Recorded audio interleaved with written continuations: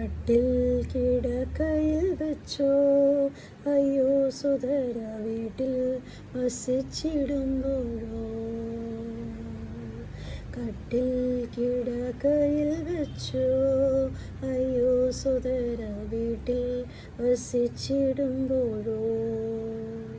കാട്ടിൻ മനകളിലോ റോഡിൻ തെരുകളിലോ, കാട്ടിൻ മനകളിലോ റോഡിൻ തെരുകളിലോ, കൂട്ടുകാർ ചേർന്ന് വഴിയാത്രകൾ ചെയ്യുമ്പോഴോ. കൂട്ടുകാർ ചേർന്ന് വഴി യാത്രകൾ ചെയ്യുമ്പോഴോ.